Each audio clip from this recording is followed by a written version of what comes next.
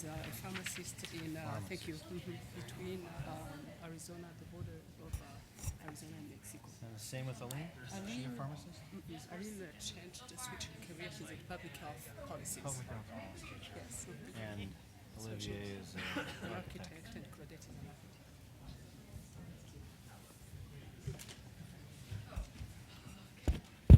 Hello, everybody.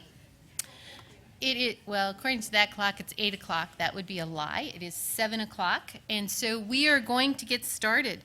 My name is Leanne Wolf, and I am the instructor on Monday, Wednesday, Friday for Ethics and Leadership, and I am so excited to have you all join us for the panel tonight.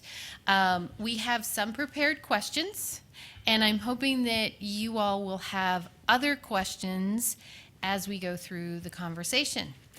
So, to get started, I thought it would be a good idea to have each of the panelists introduce themselves, say a little bit about what you do, and why you have something important to share about diversity in the workplace.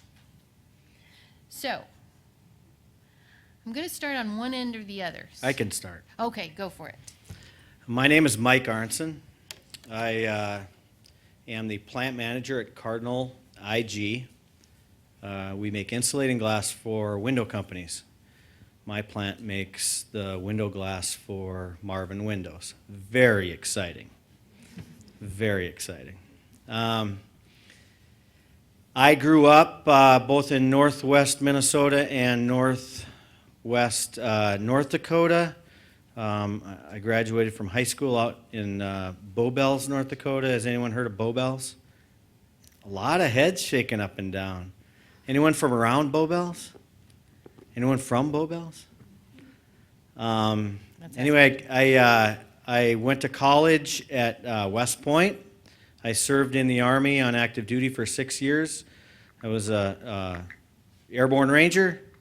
And then, after serving for 6 years on active duty, I got out and joined Cardinal IG. And I stayed on as a reservist in the Army for another 8 years, 8 or 9 years, yeah. And I was fortunate enough to serve one combat tour in Iraq from June 2005 to June 2006. Thank you. Thank you for serving. You're welcome. It was my pleasure, actually. So I left my job at Cardinal, went overseas for a year, and was a civil affairs officer. And I came back, and I've been the plant manager at Cardinal now since 2011. So that's me.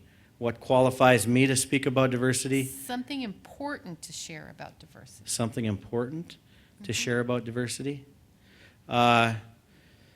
Here's something important. It's not. It's not. It's not as hard as it sounds. It's not that big. That's not that big of a deal, and I'll explain more as we go what I mean by that. Hi, my name's Lyndon Pease. I'm a project manager at Moore Engineering in West Fargo, just across the river. I've been there for 9 years now. I originally grew up in southeastern Montana. I'm a member of the Crow tribe of Indians out there. So I think that partly brings me into how I'm myself diverse, and I guess maybe qualifies me as part of this lecture panel. Another part of my diversity is within our workforce, with the company that I work for is, again, called Moore Engineering. We're a younger company. We mostly do civil engineering and land surveying services. And we get a lot of diverse groups of people, whether they're women or different origins from around the world. And they come in, they bring all kinds of expertise. So I've managed some of those. I've been their supervisor. And so I think that puts me in that realm of knowing how those people function with the ordinary, everyday Americans and how they function outside of the workplace with our clients as well.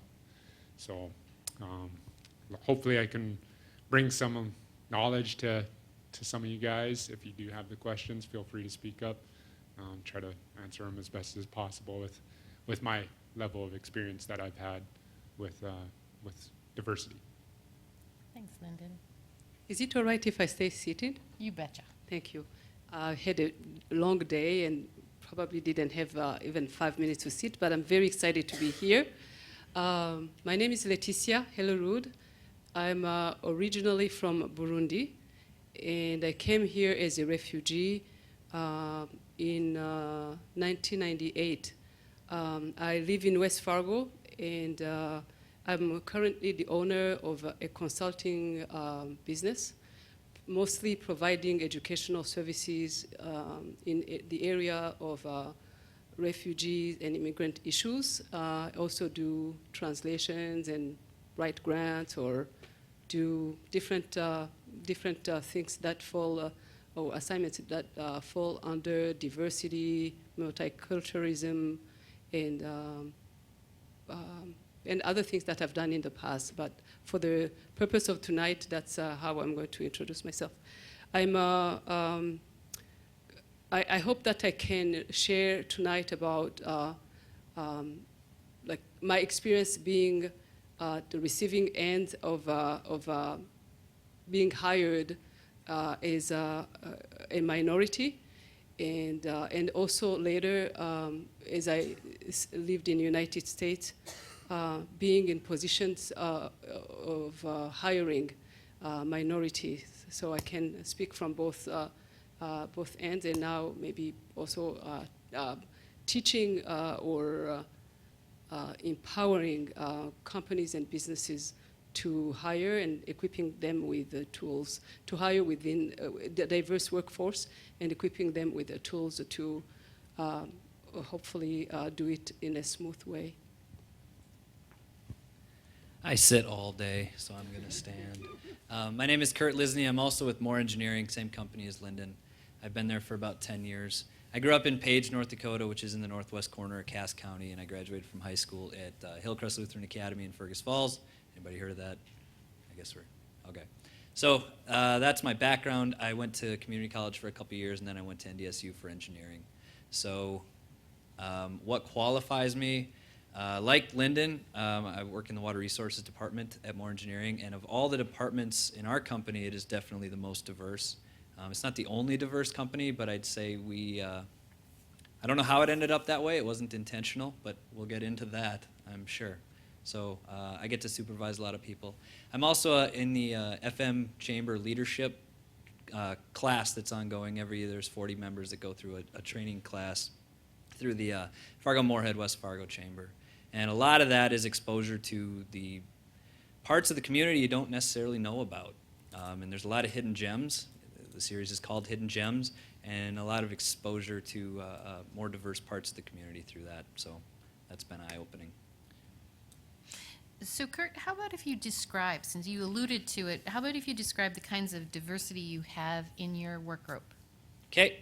In our work, I supervise about 20 staff, and in that group we've got 2 women. One is from China, and one is all the way from Grand Forks. So UND grad, which also adds to diversity. Most of our company is NDSU grads. We do employ others, but we've got a couple gentlemen in the company from India. Just hired one from Bangladesh a couple years ago. A gentleman from Sri Lanka. Am I missing any, Lyndon? I think I got it. And like I said, I think it ended up that way, completely unintentional. So that is our diverse department. So I might be able to expand on that just a little bit more. Our company is mostly the math and science type company. So we hire a lot of engineers, and when you're going through that, you're getting a lot of that expertise in math and calculus. And then obviously when you get into college, you take a lot more type of civil engineering courses.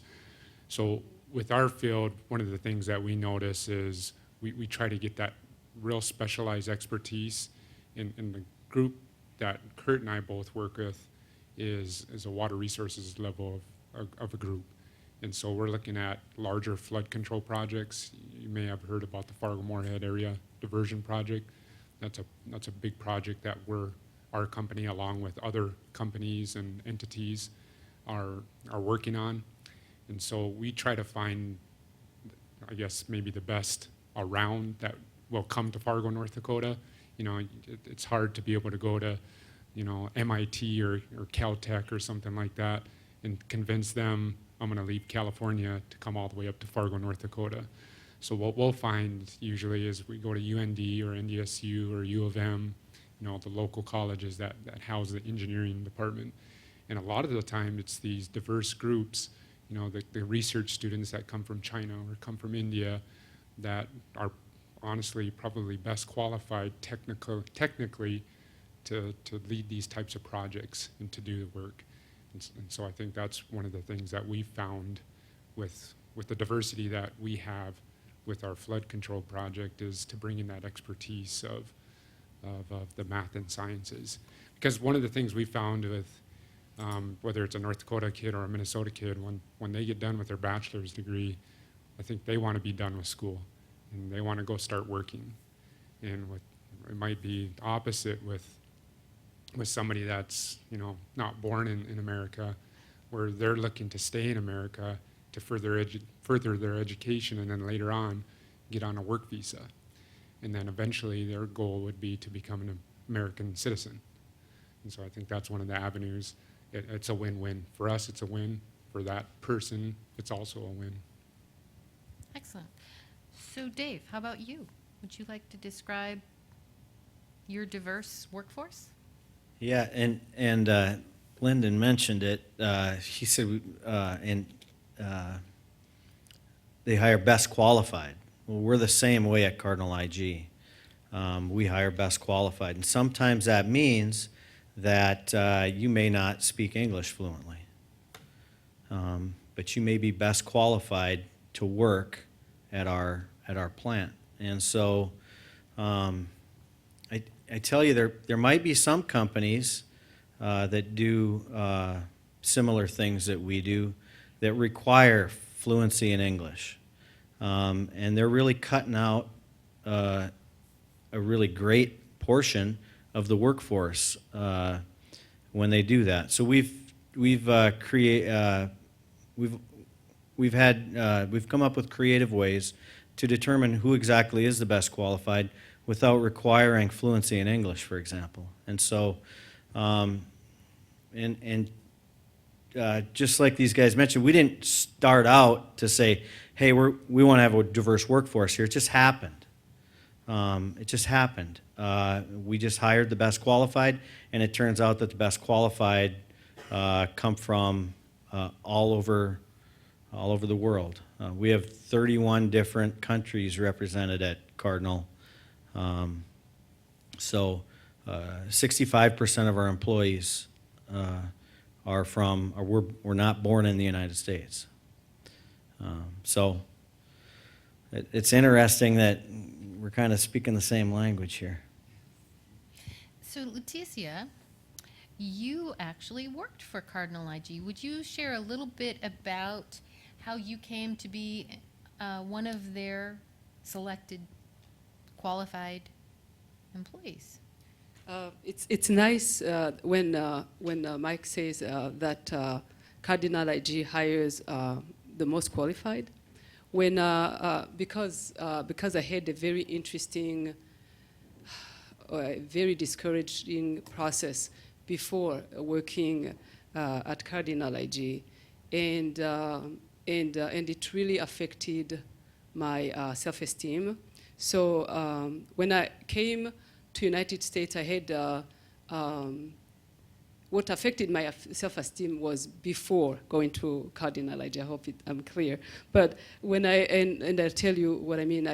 When I came to United States, I had my undergrad from the University of Burundi, and in English literature and linguistics. And I'm still very self-conscious about my English, by the way.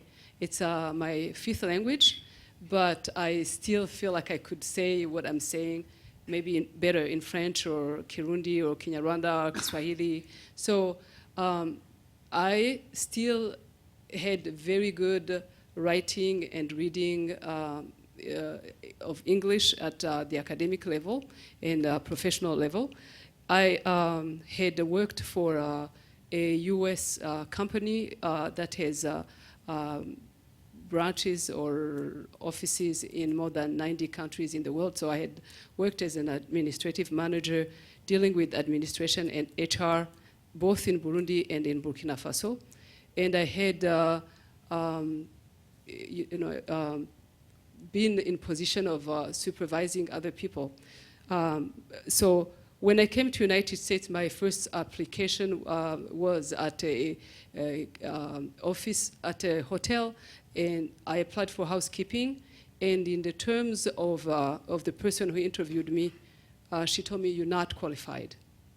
And regardless of the other things that I had done, so that's exactly what she said. So my second job was to apply at a grocery store as a beggar, and I was not hired. They didn't tell me that I was not qualified, but they told me that they found somebody who could beg groceries better than I could. So, and then I went to a company that was supposedly not turning anybody down. It was a beef company, and it was in the packaging department. And I was not hired, and I was told that nobody gets turned out. So it was very hard, and it was like I needed to be strong morally, because I knew that what is this qualification that they are looking for. So when my sister Nadine and I went to Cardinal IG, we were hired on the spot. And I'm going to tell you that later, as I was able to go back to school and work maybe on whatever I needed to work on and build the confidence back, and started applying for professional positions again, the best managing tips I learned from Cardinal IG. So working the night shift. So I will let Mark is my husband, by the way, Mike, talk about some of these things, but I'm going to tell you that I learned the best tips watching how we were treated, even if it was considered, and I shouldn't say even, for most entry-level jobs, it does not, it's not always the case that you will be seen and heard, regardless of maybe the fact that you don't speak the English or the language, that you're not too comfortable with the culture. So what I observed and experienced at Cardinal IG was unbelievable. And hopefully we can expand on that later. I think it's crazy that Leticia applied for a job as a housekeeper at a hotel and a bagger at a grocery store, and she was deemed unqualified, and she came to work at Cardinal, and she ran like a $75,000 machine. But the crazy, maybe the thing is that nobody in Fargo was qualified to run that machine more than Leticia, because you don't go to school to run a machine like that. You have to train somebody how to run a machine like that, and who better to train than a college graduate from Burundi? And maybe she doesn't speak English fluently, right? But she speaks 5 other languages. Didn't Nadine speak 7 languages? Nadine did. And, Nadine is the sister who was also running the next machine, the machine next to me, and she speaks 5, but she was also, she had a law degree. And yes, and English was really, I had better English in the family, and I still was very, very self-conscious, as I said. But Nadine, yes, when you think about further than the language, or past the language, past the dress, some people don't go past the dress and some of the visible differences.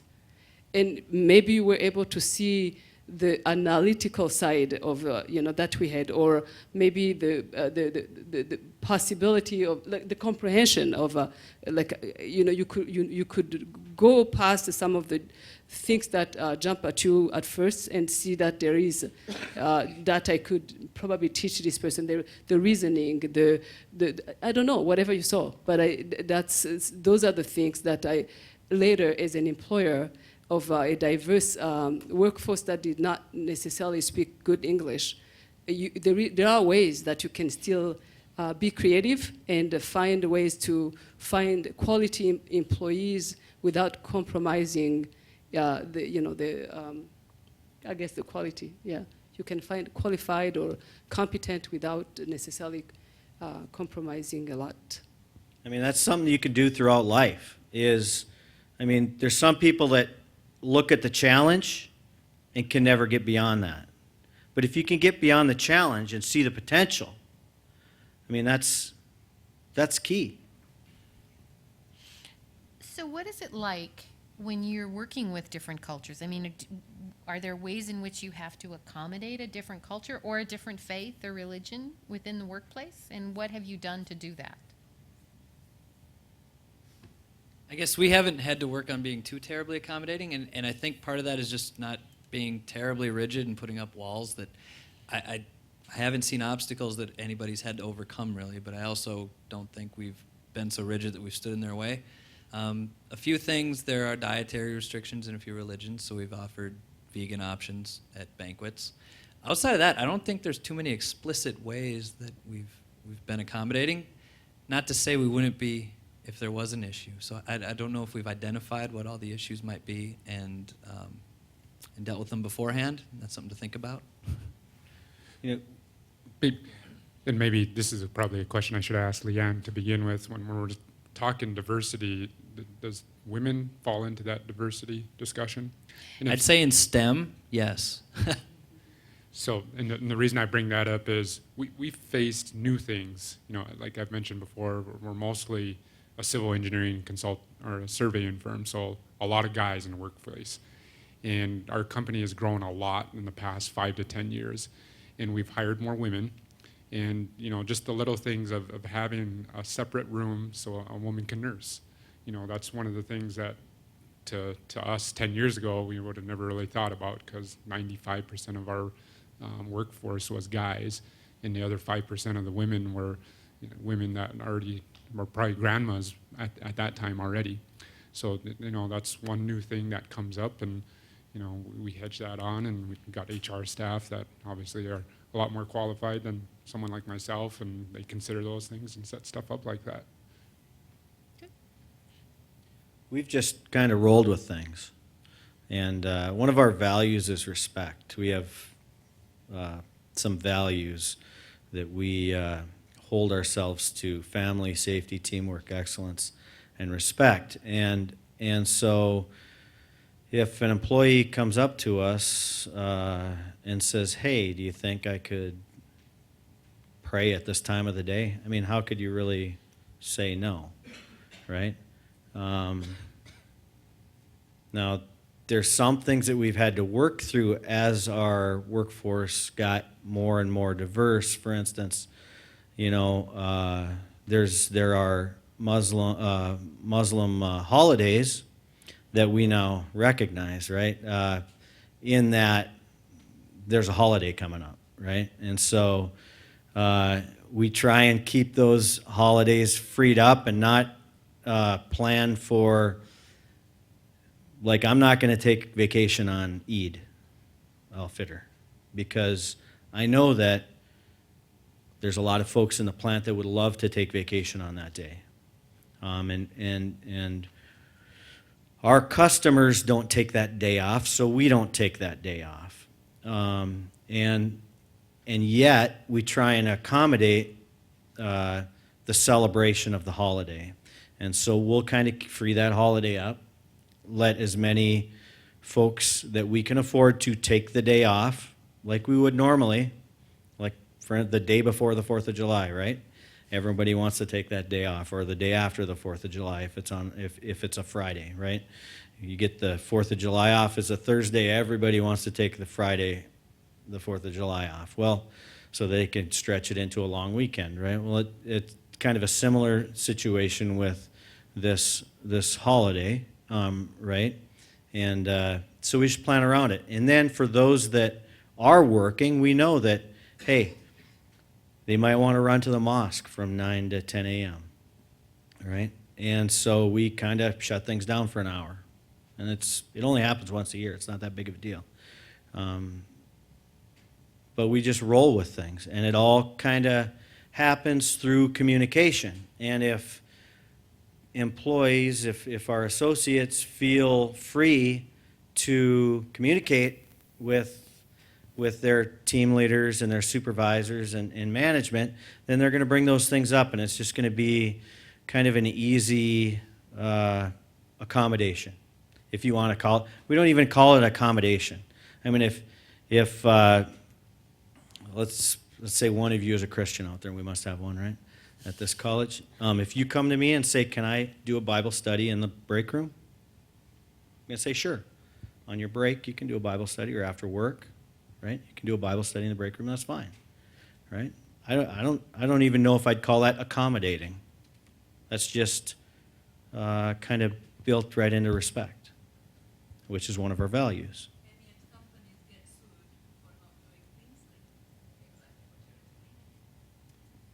you're doing. I'm glad that Mike said that he doesn't know if he would say accommodate, because I was going to bring this discussion a little bit further and say maybe I would have phrased this question, though I understand I'm not judging the person who asked it, but how do you show value in your, in diversity in your company, or how do you show that you are invested or committed to bring a diverse workforce? How do you show that it's like not them and, when you say accommodate, it's almost like we are here and we'll make a little space for you, some little room or a little, so, but, okay, Dr. Faith.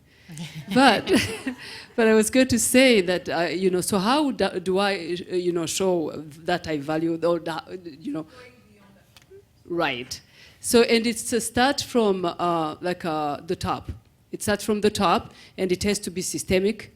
It does not, and it starts from the top, but it also goes back to the individuals who work in that workforce, in that company. But if the tone from the top does not show that this is who we are, if the policies and the practices are not consistent with, yes, of course we you can have Eid and that's not a problem, but maybe even go further and put that in the list of holidays that you will allow staff to take. So, and if you don't show in your hiring practices, I mean, like when you are sending out like those, what you call job advertisement, like that, word it in a way that people feel like really you are welcoming, people from different experiences. And when we talk about diversity, I'm also glad that Landon asked, do you include women? Because I would even go further than, let's not even talk about race, because when I talk about the individual, like it starts with you, I usually ask you to challenge your own biases. How did you grow up? What did you grow up hearing about people who are, let's say, from a different faith than yours, like maybe Muslim or Hindu or Buddhist, or what kind of, sometimes we don't even know our own biases. What kind of discussions did you hear at home, at the dinner table, about people who are from other countries and people who are maybe on welfare, single mothers? How about people who are larger than the average or too skinny? So sometimes when we talk about like our own biases, I like to really go further and say, let's forget about race. We'll get to that later. But let's talk about those biases that you don't even know that you have. So, and it will bring you back to the respect and the treating others the way you want to be treated at the end of the day. But then if you are in charge of a company or a supervisor or in charge of hiring, how do you show that commitment and those values in terms of institutional change wherever you are? So I have more questions, but how about if we turn to y'all? And do you have questions that have come up since they've been talking?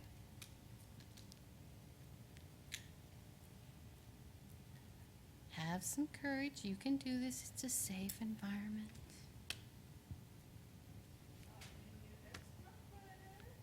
Oh, That's bribery. it is. I have one, and I don't know if I'm going to word it quite right, but I can actually. You know, we talk about a lot of different types of diversity. I mean, we've heard a lot about people from other countries, and then also we have a lot of different cultures within the United States. I'd love to hear some thoughts about how you navigate both being, you know, Lyndon being from a culture that's within the United States, and then maybe some similarities, differences, opportunities. Sure. Maybe I can speak on my own personal experiences. I guess when you guys look at me, you might just see another white guy. And for the most part, you're probably not mistaken because I grew up like that. My dad is half white and half Indian, and my mom was a full-blood Indian. But I came out kind of light. And I had darker hair, and a lot of you guys got darker hair. So, I kind of fit in almost in that mainstream. It's only when people really start to ask me, where are you from? Where did you grow up? And then they start to understand, oh, okay, this guy's, he's a Native American.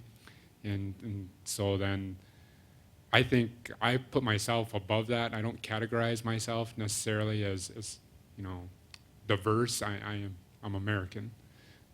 Inside, I know who I am. I'm proud to be a Crow Indian. Just like maybe some of you guys have Norwegian descendancy and things like that. You're proud about that. I'm proud about who I am.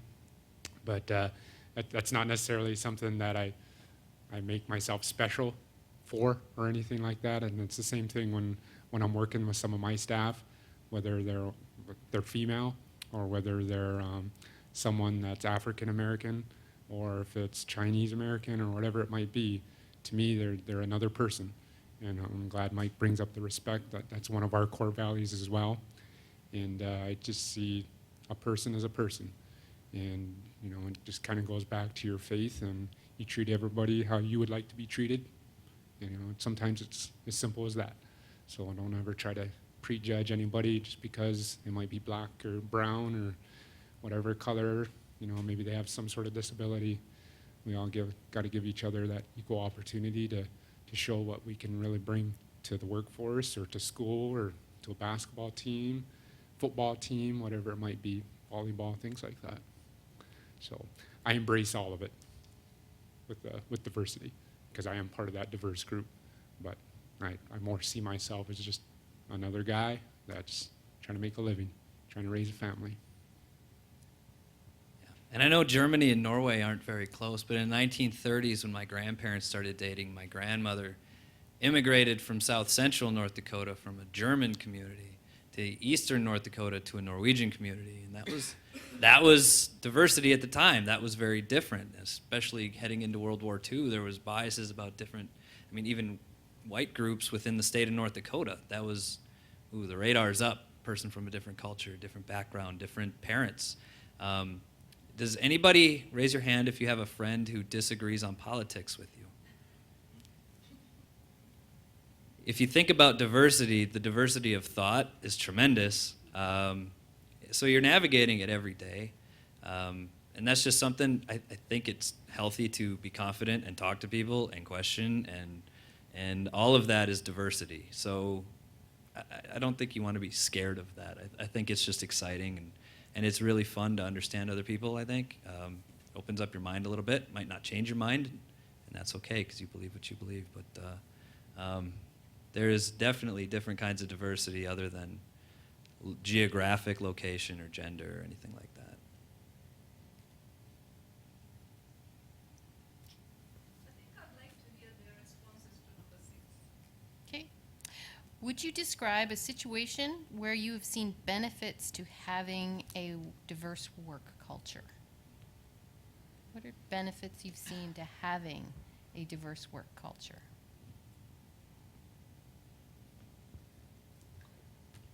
I can start with something as simple as the potluck. Potluck are not,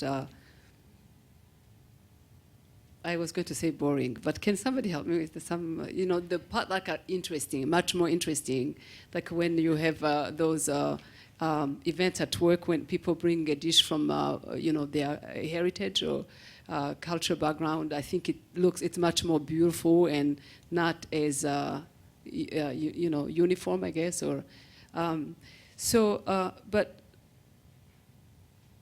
there are so many benefits of having a diverse workforce that it's hard to just narrow it to one.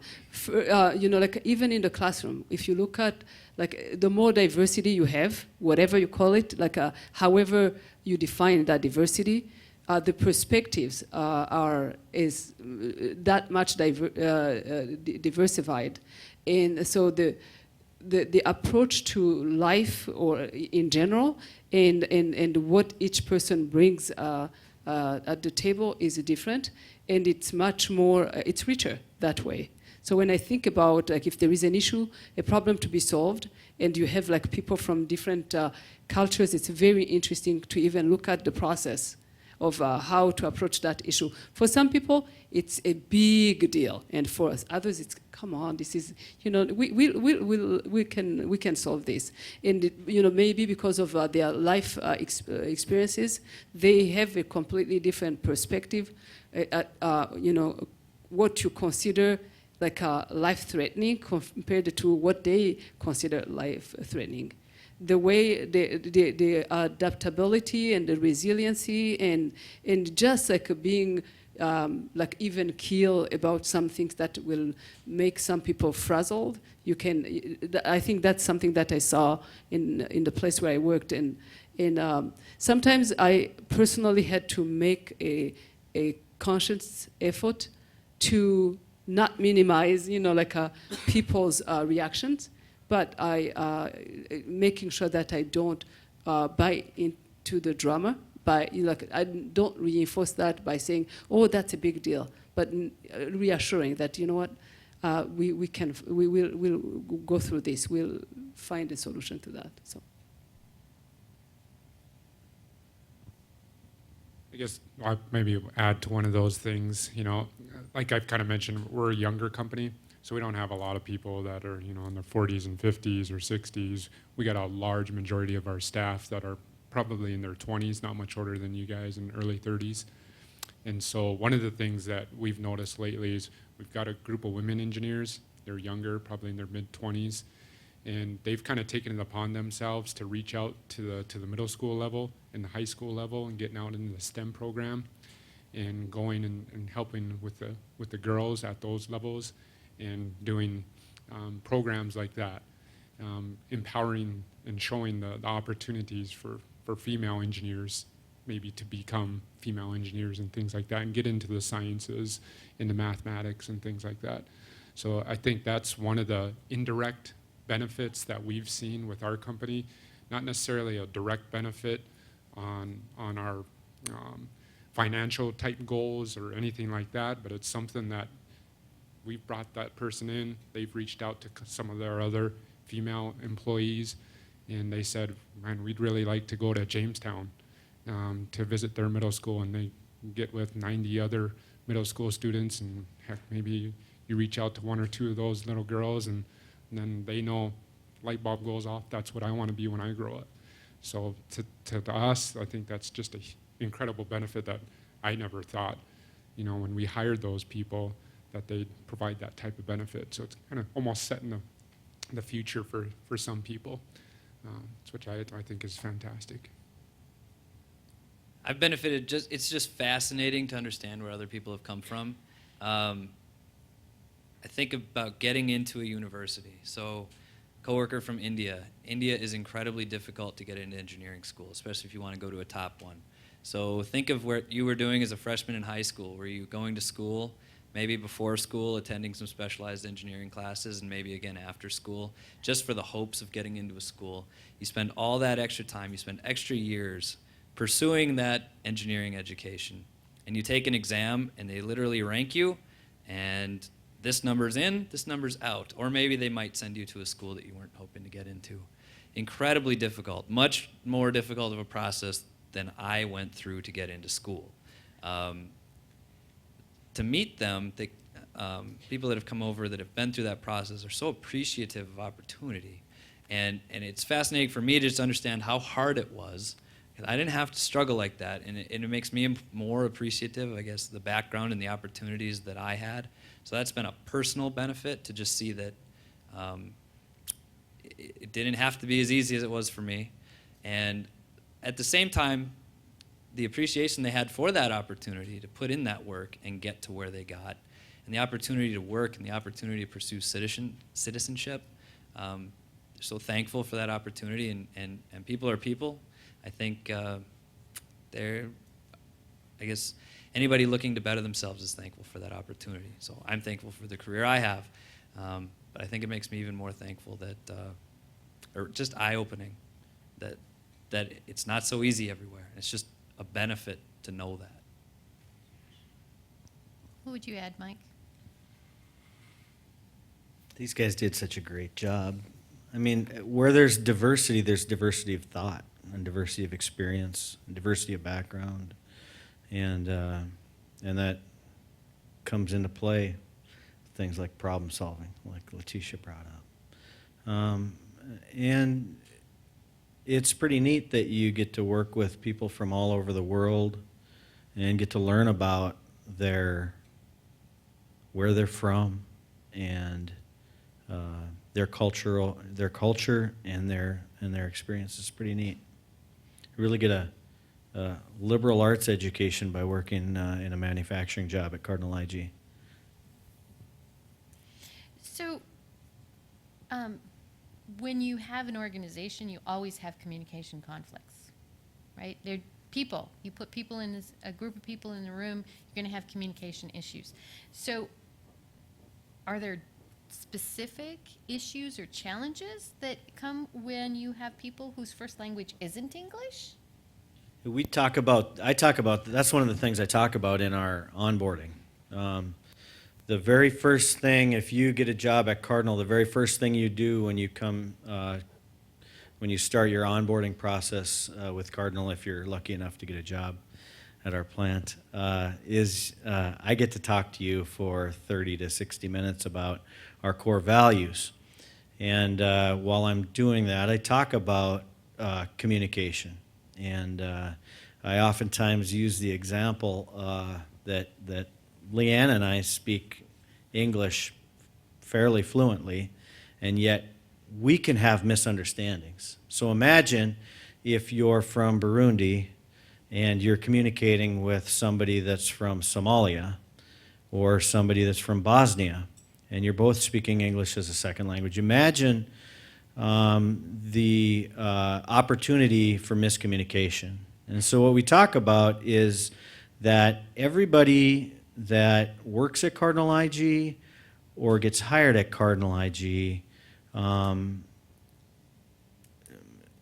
everybody that worked at Cardinal IG in April of 2015 got input into what our core values were going to be going forward.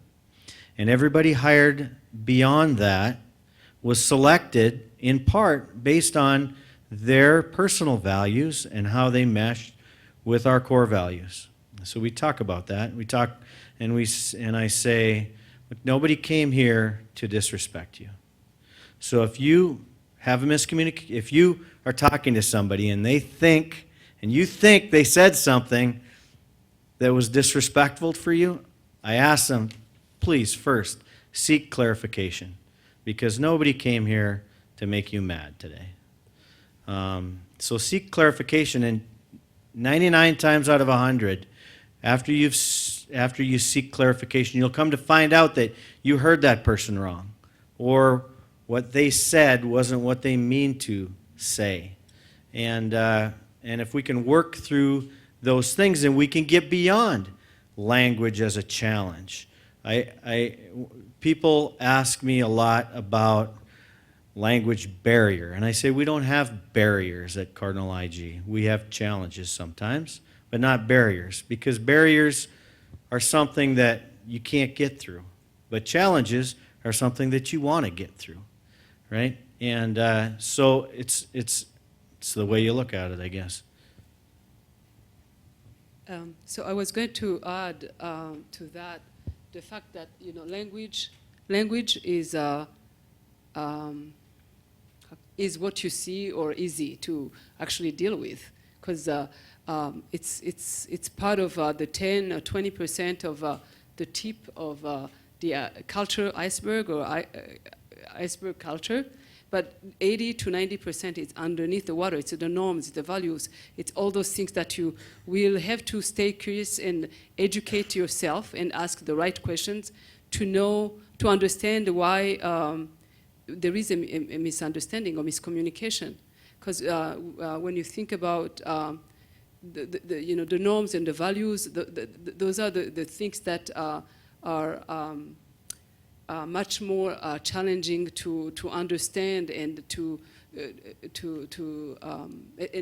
the more your workforce, the more diverse it is, then the challenge is even bigger.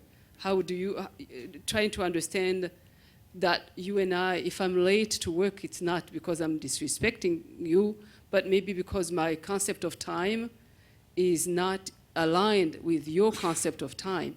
But it doesn't mean that you cannot explain to me that, this is how it is done here and this is an expectation.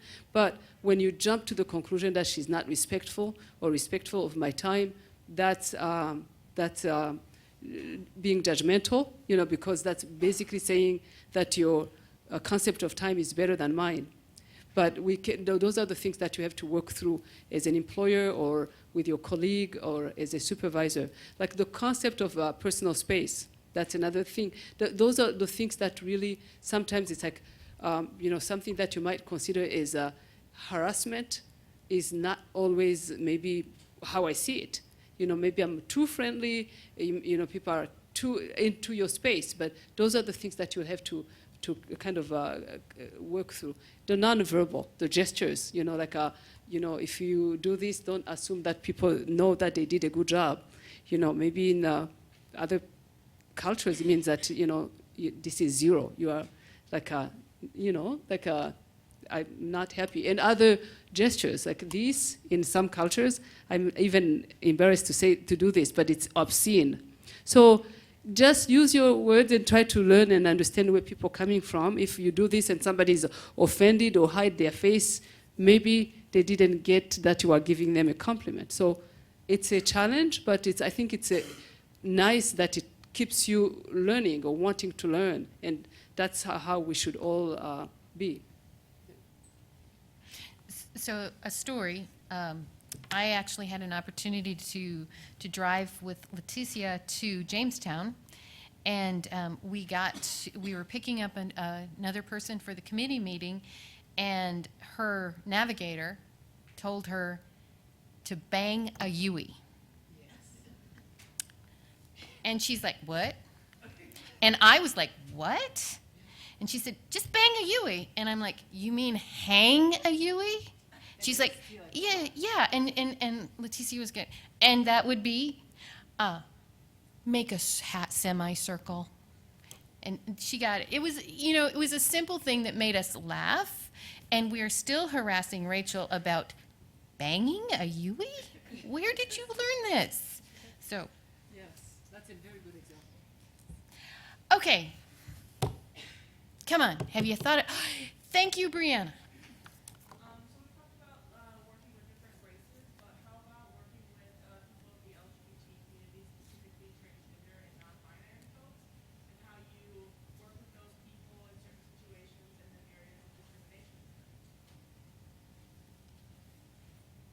So I guess I have some experience working with this, but you know,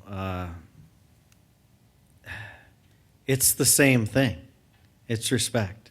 Respect as a human being. I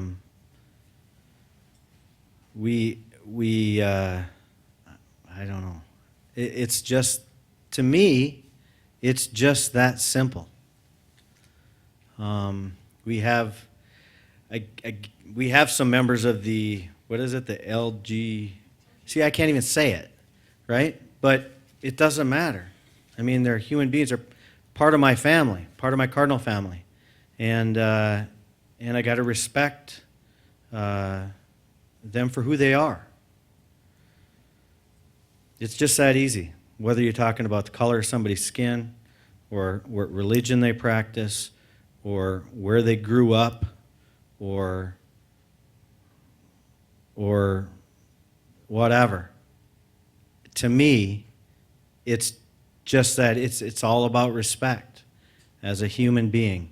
And that's a respect that all of us deserve. I'd agree with that. I haven't dealt with it specifically. It just hasn't been an issue. But what our integrity, our values rather, respect, integrity. We added kindness a few years ago, and I think that goes to all people. That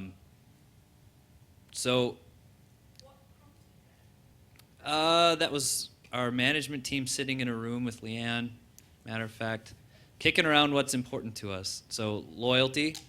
If we had a transgender employee that say there was I don't know if there would be an issue, but if we hire you, that means you fit our team, you fit our culture. It doesn't matter who you are. And we're going to be loyal to you because loyalty is one of our values as well. We're going to be kind. We're going to respect. We have integrity. Lyndon, what am I missing?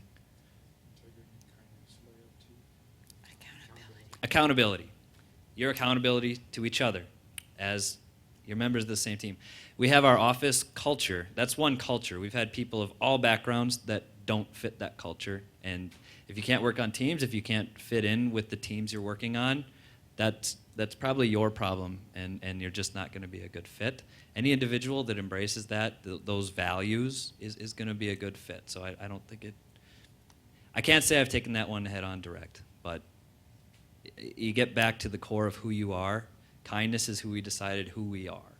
And so if you don't follow those values, you're really breaking the credo of our company. What was your specific question again? How you would deal with the Okay. I Okay. didn't answer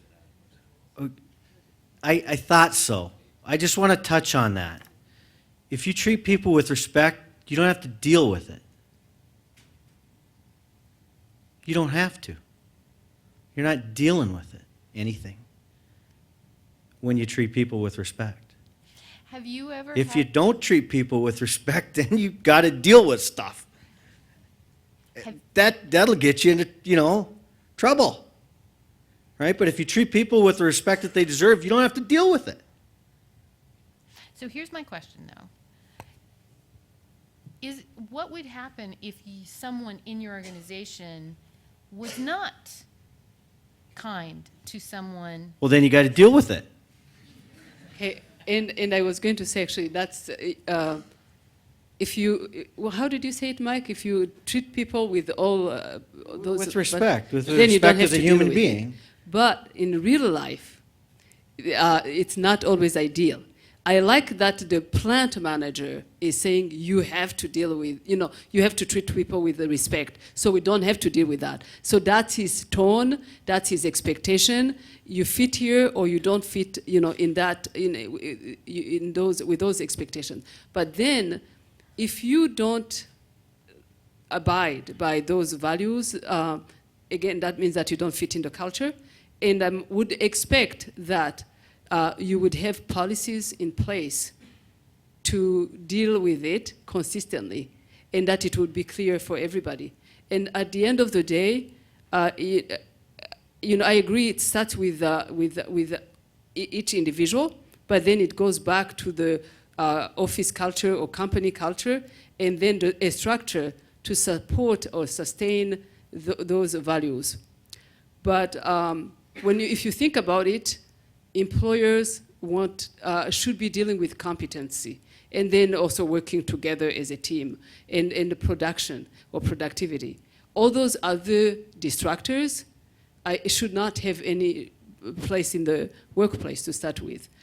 But if they are there, I think it's good to have a stand and, and make sure that it's consistent, so people know that this is not the place for that, and regardless of the bias, or regardless of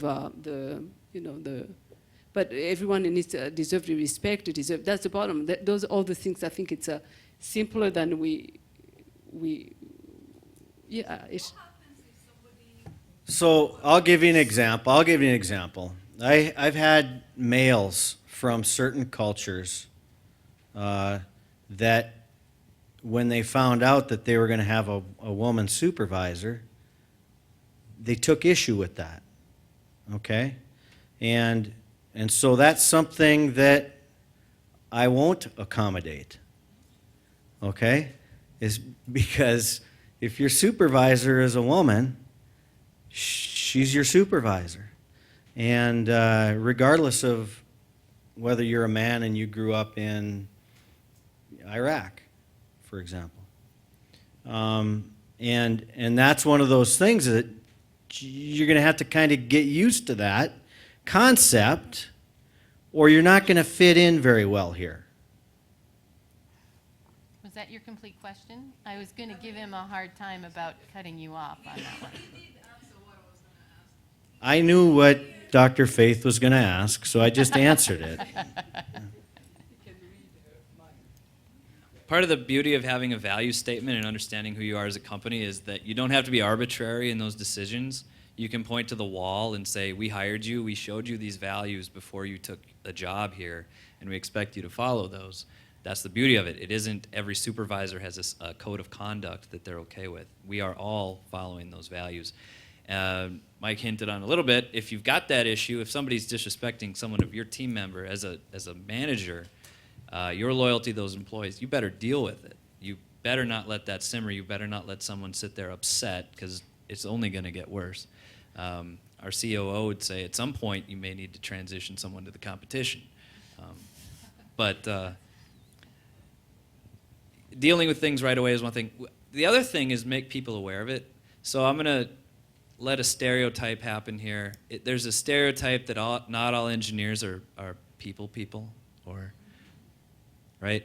So some people just really, and that's in all professions, but it happens in engineering from time to time. There's a person whose social skills, maybe, they're a little bit introverted, and they don't really understand when they treat people how other people might take it. There may be a lack of perception there. And that's everywhere, but it certainly happens. It's happened at our company. So we've had an engineer that was talking in a way that was making females uncomfortable. Just talking. Well, he had no idea. So you better let that individual know how they're coming across, and so that they're aware of it. It's really taking issues head on. If you have to deal with something, deal with it. Don't let it get worse. Questions? Yes. What steps can be taken to diversify work environments? What steps can be taken to diversify work environments? Hey, Mike, you have an answer to that. I know because I've had you talk about something about people who can find employees in the Park Moment area. it's 9 p.m. So maybe. He did say that he... A couple years ago, we wanted to put in place some tests that would help us determine in a more objective way who the best qualified individuals were. And so we were developing this test. And not to anyone's fault or anything, but I said, hey, hang on here a second. I think this is biased to the English language. And I know we're going to be missing the boat on a lot of good, qualified employees if we have a test that's biased towards somebody that speaks English better. And I mean, certainly there are occupations where I'm guessing that speaking the English, like an English teacher, right? You wouldn't maybe want to hire somebody that couldn't speak English to be an English teacher, right? But in a manufacturing environment like we have, it's not necessarily the most important skill you have. And so we were very careful in the development of that test to make sure that we weren't biasing that test towards people that speak English better.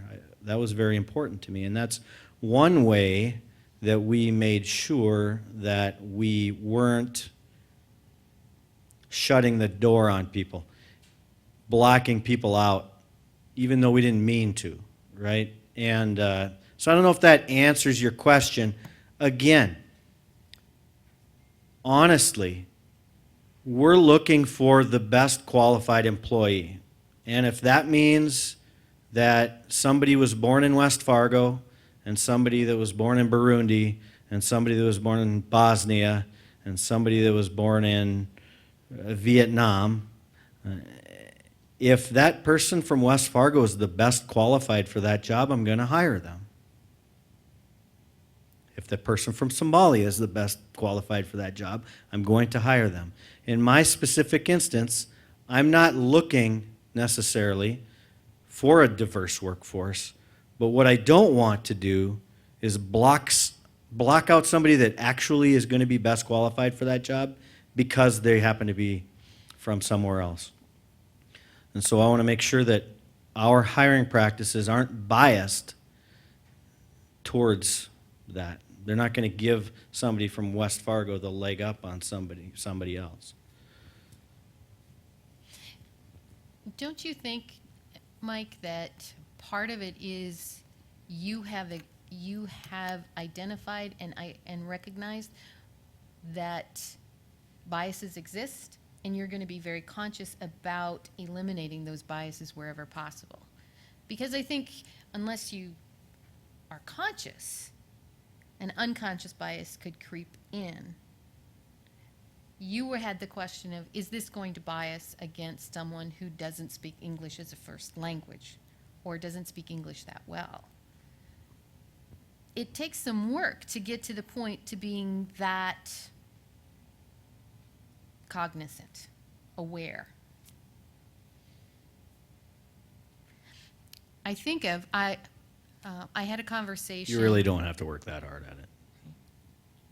I had a conversation with Kurt and his manager Lee at one point, because their group in the company is, wouldn't you say it's the most diverse of the, by far? And they said, well, we don't. Also the best. They're not modest either. But I'm biased. Yeah. Just natural. I asked him, how did you get to be as diverse in this organization? They said, we just hired the best people. I said, it's true, you did hire the best people. Are you saying that there are not people who are women and from other cultures who are really good municipal engineers and transportation engineers and water wastewater engineers? And they're like, oh, we just hired the best water resource people. My question, though, came down to, are you unconsciously competent at recognizing talent and just hiring for the talent, whereas people might be unconsciously incompetent at being open? And your answer was, oh. Yeah, well, I didn't build my department, which is great. I had it modeled of how to hire. Chad and Lee, the guys that kind of started it and built it, and Jeff in his hiring. Jeff's the CEO. That was modeled to me, that you just hire the best people. And so would I have done that? I sure hope so. But that was modeled, so I've witnessed that my whole career, and that's just how I think. You're going to hire the best people. Background doesn't really matter as much. Part of it in sad reality of the world is there might be a fear of who your clients are. In our municipal engineering world, you're sending out engineers to small towns. Well, small towns might not be as I'm not saying there's all bad small towns out there, don't get me wrong. But He a is sma- from Page. Page is a great town. They would accept anyone. But depending on who you send out, there may be bias, and maybe it's not intentional, but there may be bias in the hiring of, okay, I'm going to have to send this person to a city council. So I'm going to hire someone that they want to talk to, or that I think they want to talk to. I don't know if that's the case. Maybe there hasn't been any good applicants. We hire a lot more with graduate degrees, which is great because there's a lot more international students in graduate school. There's also, Lyndon touched on it a little earlier, it's just a little more specialized too, and I think people navigate towards that, and they come up and ask for water resources positions, and it's easier to hire them. And I really don't know why our other groups aren't. I don't know if they've declined others. I don't know. I really don't. But I hope they'd be open to exploring why. So, Leticia, be a consultant for a moment. You know, I think that this is a great example of, people to have, employers to have on this panel. I think that's a good message. Hire the best people, and but it's also important that we talk about those biases. And I've worked in places where my last job, I was the director of the New Americans program at Lutheran Social Services. And it's probably the most diverse program I have ever worked with, because the program does a special effort to hire people who are linguistically and culturally competent, because it's easier for refugees to identify, not necessarily easier, it's easier not to have an interpreter each time you are doing case management or taking somebody to look for a job, for example. If you can do the case management or coach the employment coach, and at the same time talk to that person directly, it's a plus, and it's also cost effective. But I'm going to give you an example of what not to do. There was a position open at the front desk, and the agency was in the middle of a major capital campaign. The best qualified employee had an accent. You could still understand what she does, but what she says very well. And she was overqualified for that position. And the person in charge of the agency at that time said, I don't want that person to be hired, because if a potential donor calls the agency and they get somebody with an accent, I'm not sure if they are not going to change their mind. And I took personal offense. I did. I said, I'm not sure, Mr. CEO, how I'm supposed to feel if you're telling this to me and to a group of other directors, and I'm aware of my accent, but I'm also aware of my competencies. And I know that person is very qualified. So that person ended up not being hired. That's very sad. Honestly, I feel goosebumps, or I'm embarrassed to say this, but that's something not to do. The person who was hired ended up being terminated less than a month later for something like for stealing. How about that? Stealing money. There was, okay? So, and because of the transition, even before finding a permanent solution, the person who did not get the job was asked to fill in, and she worked in that position for the past 3-4 years. So that's an example not to follow, but something to learn from. And as a director of the program, I don't know how I could have done, what I could have done beyond voicing my disappointment and my embarrassment. So, I don't know. Yes. So earlier we had talked about being conscious of your bias. How do you teach others, whether that be in the workplace or personal lives, how do you teach them to be more conscious of their bias? I think there are exercises that you can do consistently, not just one workshop, where you talk about the messages that you grew up with. And some of those things that you don't even know that you are prejudiced. You know, there was another example. So it's someone that I know is female, covered from head to toe, Muslim. So she has the hijab, and she happens to be a scientist. And some people would not go past the dress to see her as a scientist. But when you think about it, what does the brain has to do with the dress? Do you see the irony? When somebody feels like, you are, I mean, it's like so that brings me to ask the question, like, what kind of messages did you grow up hearing about people who are covered from head to toe? Like maybe women in Islamic countries. Some of those stories might be embellished maybe by the media or whoever is telling you, because they are also telling you this story from the lenses of their own biases. But that's where you need to challenge yourself and really, what kind of what kind of stories do you hear or did you grow up hearing about transgender people, for example?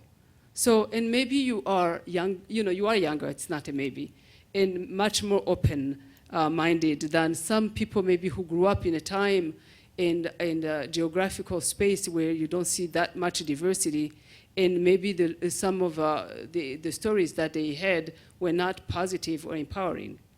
So I think it's important that you ask the right questions, that you find your right, more reliable sources, and that you don't judge the world by your personal standard.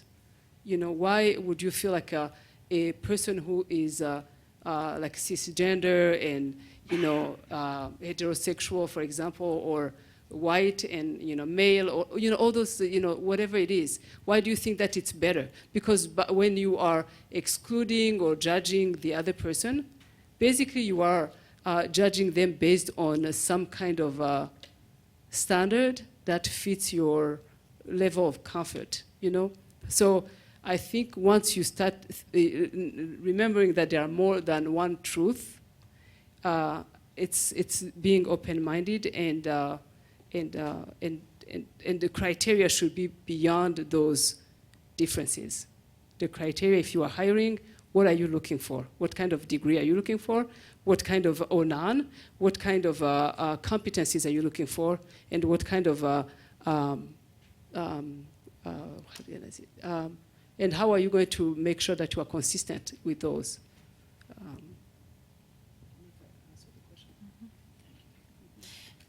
When I was first out of college, it was not a great economic environment. So I ended up working 3 jobs. And one of them was as assistant manager at a clothing store for primarily young women. And I'll never forget the night that I was closing. And one of the clerks came running up to me and she said, "Leanne, you see that person over there?" I said, "Yeah." "He wants to try on some dresses." I said, "Okay. Is anybody in the dressing room?" Well, no. I said, "So let him try on dresses. That's okay. He can try on dresses if he wants to." This was in, okay, I'm really old, 1982. And I grew up on a farm in northwestern South Dakota. And I went to Concordia College way back when there wasn't very much diversity. I have no idea why I didn't care. Sometimes you just do the right thing just because it's the right thing. Part of it's challenging. Leanne asked us, so your group has pretty good diversity, and if you talk to some others, you'd say, why not? That's an open question. It's not judgmental. It's, why not? Well, I'm probably going to think till I come up with an answer. Even if I don't answer you, it challenged me to think. So you're challenging others to think. It's not judgmental, and it's not telling them they're wrong. It's just a challenge. It's part of an open discussion. Absolutely. Other questions? I have a favor to ask of Lyndon. At one of our meetings, you told a very powerful story about a chief. Would you share that story with the group? Because I think it's one of the coolest things I've ever heard. Sure. The last time Leanne asked me to tell this story, I had to go back and read the book. And when you're in college, you have to read. So you read a lot of books. Then you get out of college, and maybe the first couple of years, you'll continue reading. Then you don't read as much. And then you start working, and your memory starts getting a little bit worse and worse. So I'm going to try to tell the story as best as I can. If she would have given me some forewarning, I probably would have read last night and really got the story down real good. But it's a story that I was taught or told when I was a kid. There is a book out there that talks about this story, and it's a Native American story. To me, it's a true story. So what it starts out is there was a Native American chief. He was a chief of my tribe. He was one of our last chiefs. His name was Chief Plenty Coos. And again, I grew up in southeastern Montana, and I'm part of the Crow tribe. So we're about 12,000 members back then, plus or minus probably that. And so the story goes back, during the time of like the Wild West, when, you had the Calvaries, you had Custer, and you had the battle, the Little Big Horns, and things like that. So basically, there was the fighting between the whites and the Indians. So that, it's going back to your history lessons and things like that.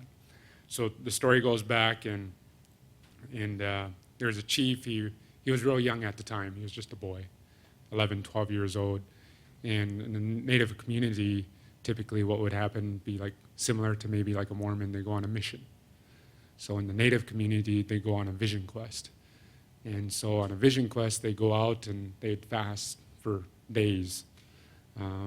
Maybe in the middle of the summer, be 100 degrees on top of a mountain ridge, and the sun's beating on you all day, and you're praying to the Creator. The Creator is similar to God. It might not be the same Christian type of God. It might not be same Islam type God, but it's a higher force. So that that young boy at the time, he's sitting there and nothing comes to him. He goes back to his camp days later, and he's struggling. What is my meaning? Because that's what the vision quest is supposed to give you. So he goes back to the mountain and does it again. His friends have visions, and they come back and they tease him. Well, why haven't you had a vision yet? So and he goes, and it's multiple times, and finally he goes, and in a vision quest, it kind of transforms you into a different dimension, mind, spirit. And so one of the things when he started thinking about this and seeing what was going on is he was looking on from the mountains, and he was looking at the prairie, and there was all these buffalo out there, thousands if not millions of buffalo along the prairie grazing, beautiful sight to him. And as he started to look at some of them started to change a little bit. Some of them started to get spots, and some of them started to grow different kinds of horns. The tails grew longer and skinnier. The furs started to disappear. And so, as a 11, 10, 12-year-old boy, he doesn't know what this means. So also what happens at the same time is a thunderstorm rolls down from the mountainside, and it bellows through, and destruction across all the prairie. All the pine trees are down. All the animals that he's seen before are gone. But in the very back, what he sees is one tree, and on that tree there's a small yellow bird, and it's a chickadee bird. So he's seen that one tree, and then total devastation but there was life with that one chickadee on that one tree that was shredded apart. Everything else, was shredded apart. And there was no more animals. The animals that he seen were gone. So as he woke up from his vision, he got his friends, they went back to camp. And he was pretty confused on what he had seen. And he didn't understand. Again, picture yourself as, 6th, 7th grade, you're having a life-forming type vision. So he goes to the elders and they tell him to speak of his vision. Pleniku, what did you see in your vision on top of that mountain? So he starts to explain it. He says, I seen all the buffalo. I seen them, and there were thousands of them. But then they started to change into some other creature. I didn't know what it was. And then all of a sudden a thunderstorm came. And the thunderstorm wiped everything out, destroyed everything, animals, trees. But then there was this one tree with a small little chickadee bird, yellow bird sitting on top of that tree. So the elders said, Plenikus, this is a good vision that you had. We can tell you what it means. He said, the buffalo out there, they represent all the tribes from all across the country, whether you're Lakota or Chippewa or Crow, Cree, whatever you might be. And he said, that thunderstorm that came through, that was the white man. And all those buffalo that you started to see, the fur going away, the spots showing up, the longer tail, that's their cattle. Things started to change, Pleniku. And when the thunderstorm came through, that represents what the white man is going to do to the country. And he said that one tree with that one chickadee represents us as a people. It's the Crow people. He said, if you fight that change, your life will be destroyed. But if you embrace that change, you will live. In that chickadee, Pleniku, that is your medicine. And so in the Native community, typically in the old days, you'd have a medicine. It's something that represent who you are. And so that chickadee was always a medicine for this chief. And again, he was a chief that was one of our greatest chiefs, and he was actually one of our last chiefs. And one of the things that he always talked about later on, he grew up to be older. He fought in the Battle of Little Bighorn. He fought in the Battle of the Rosebud. A lot of you might not know this, but the Crows were actually scouts for General George Armstrong Custer. We actually were enemies of the Lakota, Nakota, Dakota tribes. And so that was part of that vision quest is not to fight the white man, but to embrace the change and go with the change, because it was going to happen. He foreseen it in his vision. And so one of the other things that I've always learned, not just from that story, but one of the other stories is he really valued the importance of education, and that goes a long way in the Native community. Thank you. So with that, any other questions for our panelists?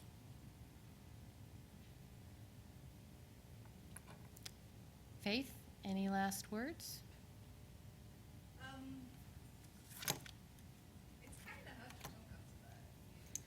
I know. Even I like to talk about science. But I think what I can do is say thank you. Thank you to the four of you for making time to come here and hang out with us. Right? Because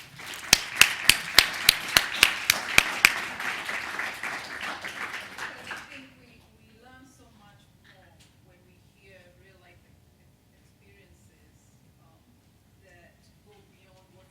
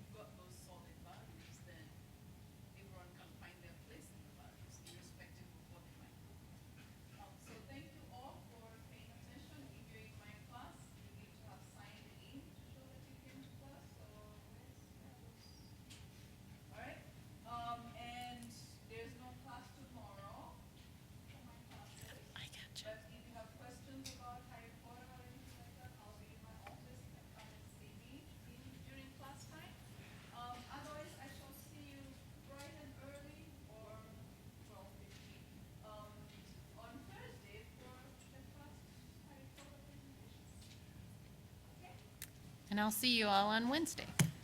Thank you.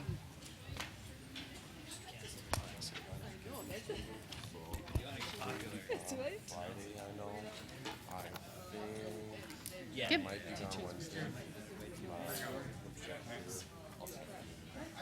You don't have a presentation. You don't have your presentation Wednesday of next week.